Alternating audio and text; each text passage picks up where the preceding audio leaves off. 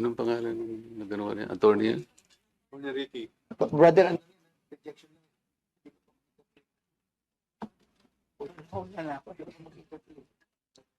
Hindi, tungkol lang sa sinasabi yung doktrina kanina.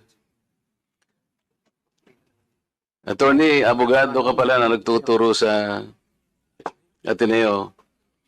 At sinasabi mo, ang diferensya ng private sa public figure, pagka public figure ay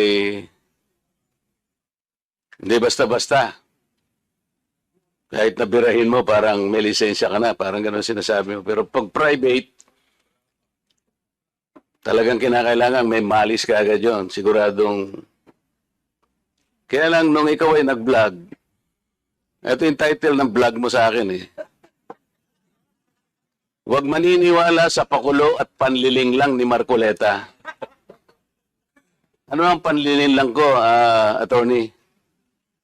Public figure ako, pero kailangan malaman ko, sapagkat dito lang may malis ka na eh. Una, hindi mo ako kilala, ikaw hindi rin kita kilala. Pero dito lang sa title na title pa lang, huwag maniniwala sa pakulo at panlilin lang ni Marcoleta. Attorney, kahit kailan wala akong nilinlang na mamamayan ng Pilipinas. Wala kang karapatan na akusahan mo ako ng ganito. Kung ang pinag-uusapan ay gusto mo lang ma-informahan ang mga nagpa-follow sa iyo kung sino-sinong maraming nagpa-follow. Pwede mo ba sagutin ito muna? Ano yung panlilin lang na sinasabi mo rito? Marami na po kasi akong naging hindi ko ano yung particular na Ito pakikita ko sa iyo, ayan hindi ko po alam kung anong particular doon na Attorney, gumawa ka ng vlog. yes po, ako po Responsibilidad mo sa public ito, lalong-lalo na yung naniniwala sa iyo. Hindi ako maniwala kung paano mo silang napaniwala. Pero itong sinabi mong ito, may pakulo ako at panlilin lang. Ito yung sagutin mo. Hindi ako naniniwalang hindi mo naalala ito. Mr. Chair? Mr. Chair? Actually po, dun yata yan sa rally ng Iglesia ni Cristo na naging subject din ako po ng programa ninyo sa yung 20 kasama Honorable Congressman Marcoleta. Ako po yung naging subject nyo doon ni Saganang Mamamayan. Kasi ako yung nag-comment na sabi ko, dapat yung Iglesia ni Cristo kung talagang malaki yung mobilization nila, doon nila gawin sa Luneta, huwag sa Liwasan. Yun yung kasi, pag sa Liwasan... Attorney, huwag mong nililihis ang usapan. Ang Hindi, pinag-uusapan yung panlilin lang na sinasabi mo at pakulo. Walang kinalaman yung rally ng INC dito. Doon ko po kita, Honorable Congressman Anong Marcoleta. panlilin lang ang ginawa ko doon sa rally? Yung po yatang speech nyo doon Hindi sa pa yata, kailangan siguruhin mo. Nagsalita ko doon, anong parte ng speech ko ang nilinlang ko ang mamamayang Pilipino? Honorable Congressman Marcoleta, yung reaction ko po yata yung speech nyo po doon sa Ano stage. nga, kung alam mo yung speech ko, ano yung panlilinlang doon? Tingnan ko po dito sa ano ko kung ano yung ang dami ko na po kasing naging content tungkol Hindi ganun. Ako kapag sinabi ko, alam ko ang pinagbabasihan ko. Kahit matagal na yon, maaalala ko. Pag nilinlang ako ng isang tao, alam ko. Problema sa inyo, hindi ko nilalat ang vloggers, Ako, hindi ko minamasama yung vlogs. Yan ay part ng ating free speech. Expression. At yan ay ginagaranti ng ating saligang batas. Totoo naman na kapag ka-public figures, hindi dapat balat sibuyas. Hindi kagaya ng balat sibuyas ni Kong Barbers, alam ko yan. Pero hindi nangangahulugan. Kailangan i-establish ninyo. I-establish mo. Ikaw ay abogado pa rin, kagaya na sinasabi mo, nagtuturo ka pa sa isang reputableng institusyon. At pagkatapos, tinatanong ko lang ngayon, ikaw ang nagbablog, Basta po tungkol po talaga yung naging topic ko po kayo tungkol doon sa rally ng Ano ANC. nga yung sinabi ko sa rally na nanilang ako ng Pilipino? Wala ka man lang maisip?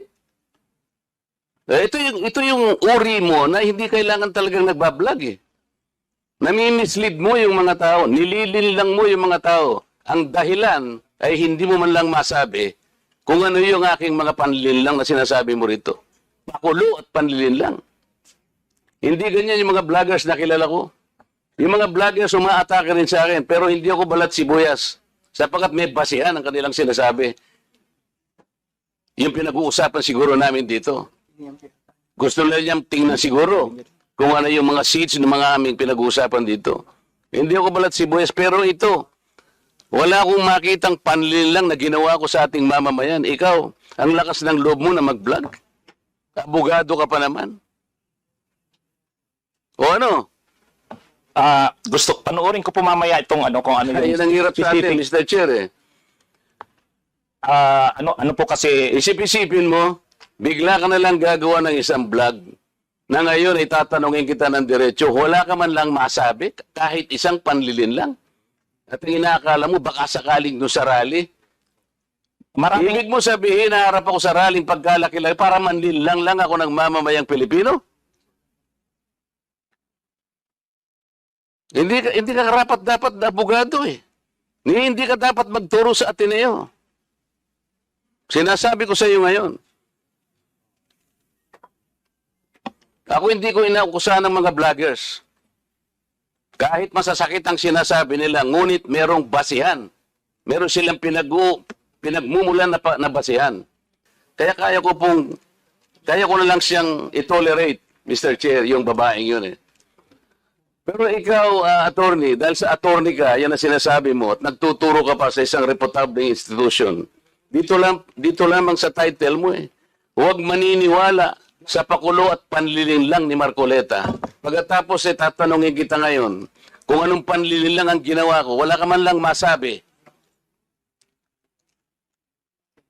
Kaya naman kitang idemanda pero hindi na kita pagtitsagaan eh, kung ikaw lang.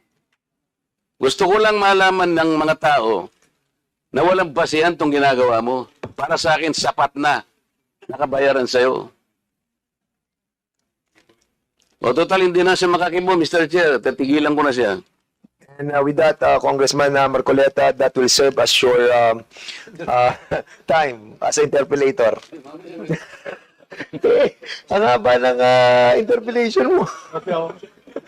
But I will not deduct that sa ano mo sa time mo, Congressman Marcoleta. Okay.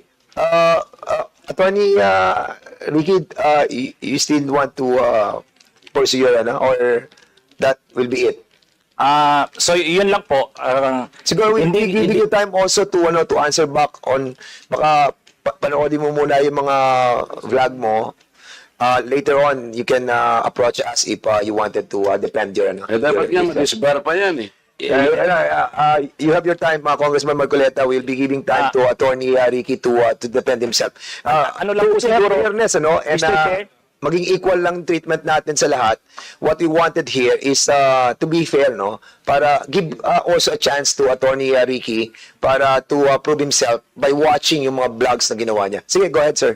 Mr. Chair, yun po yung sinasabi ko na kapag kakasuhan halimbawa ang isang vlogger tulad ko sa ganyang sinabi ko, kung public official yung naging subject ng aking vlog, ipo-prove na malicious yung intent ko. Yun yung pagkakaiba. Pagka-private naman, hindi, presumed ka agad na malicious.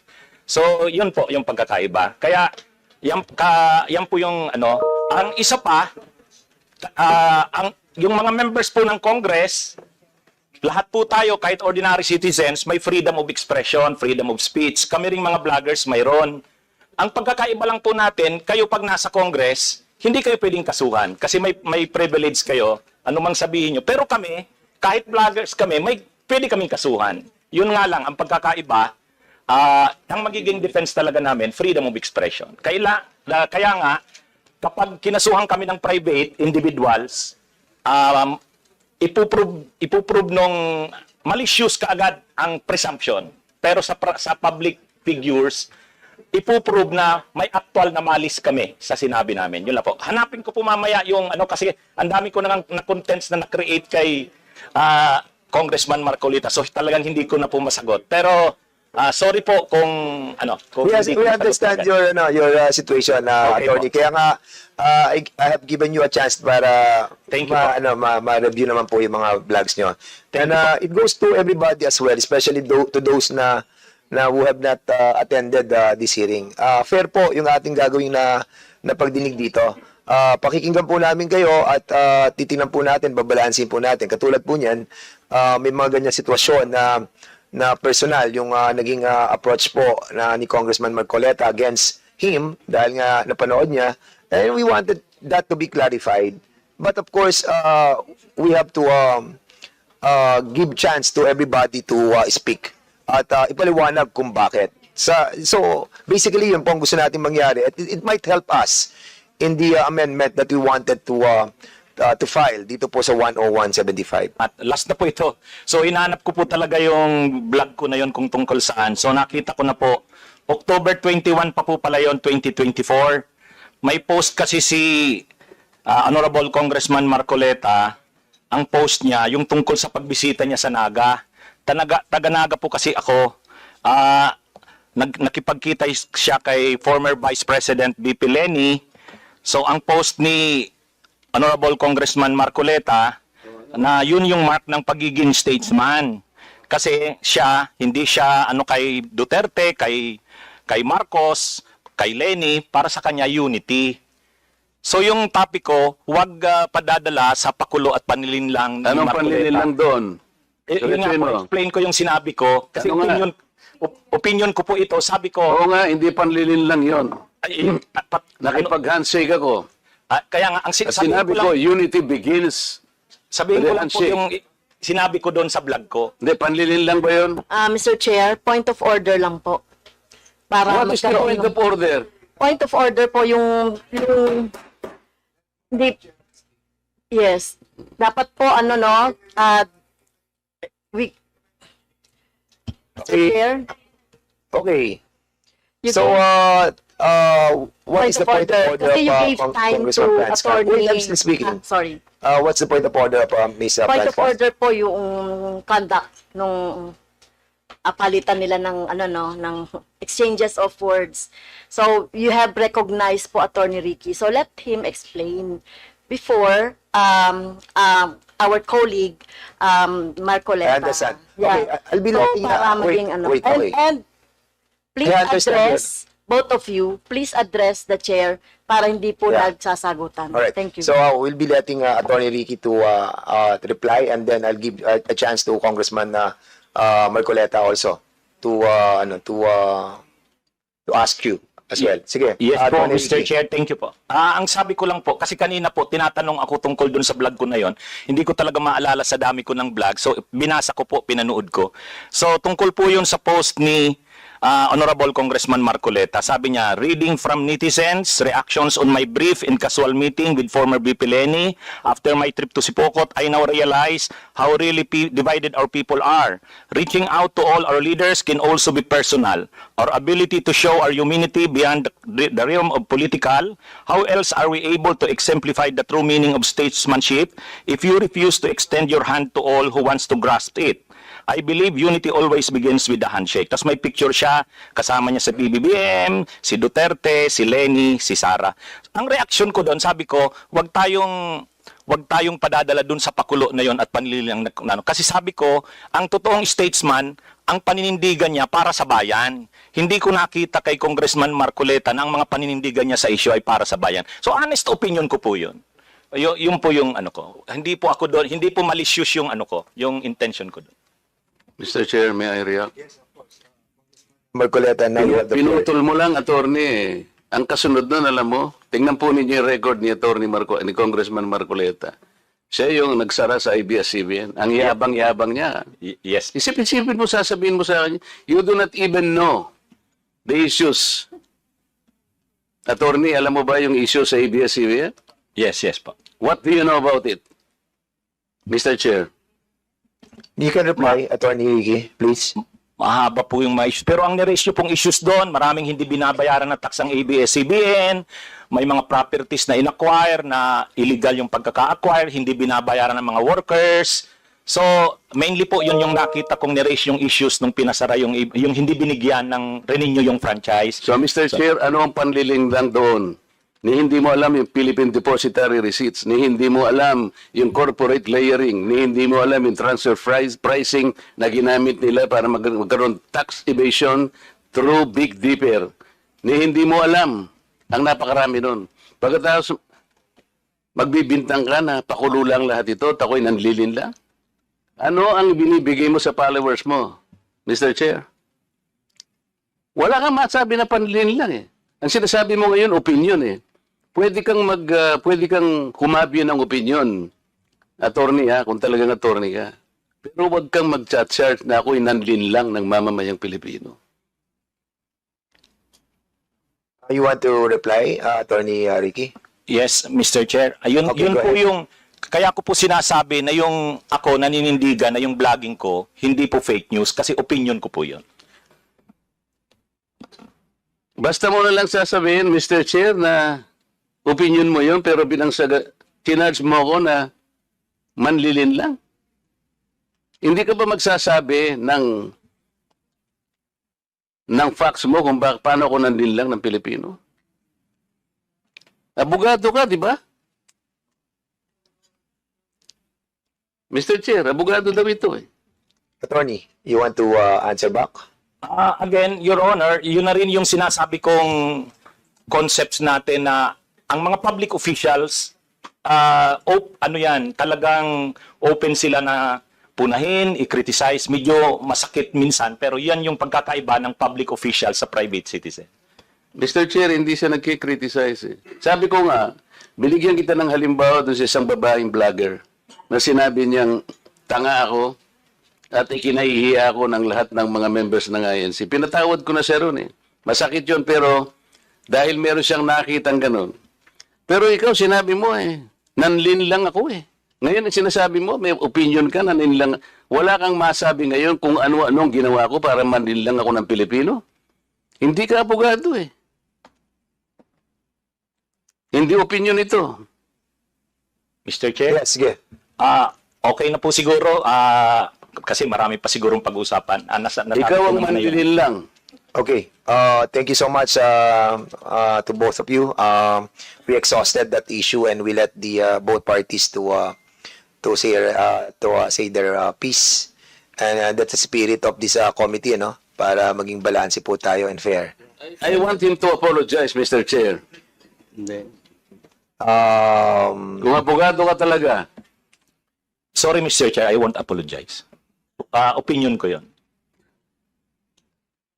With that, we'll dwell to the next issue, no. Ano na muna tayo sa interpellation. Balikan na lang natin mamaya issue yan. Kung ayaw niya mag-apologize, I think we cannot force him to say sorry about it. Mr. Chair, I move that he be cited for contempt.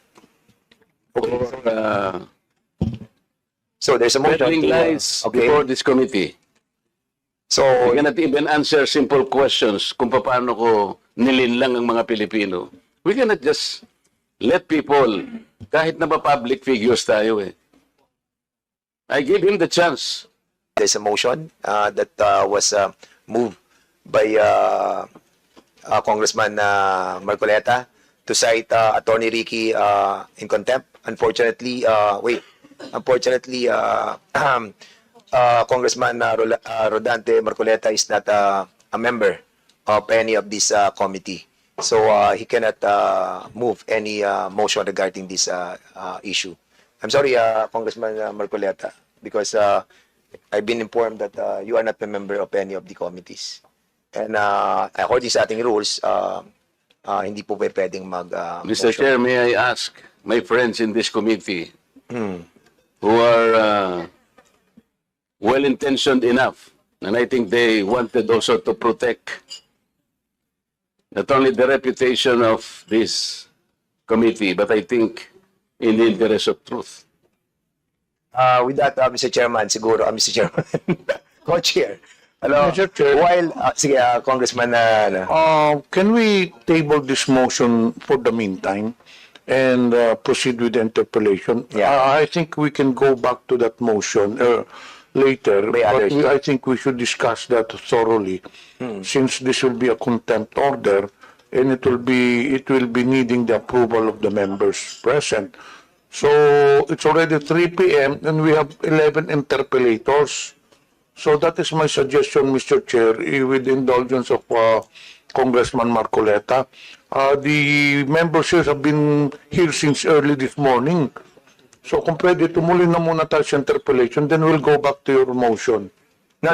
We cannot go back to the motion unless we will be able to talk to the other members to move for that motion. Then for the meantime, we'll Mr. Chair, be we asking, table the motion. yes, we will table the motion, and for the meantime, we'll be asking Congressman Plato to proceed with the interpellation. So, Congressman Marcoleta, we'll be giving you a time to convince other members to move that motion.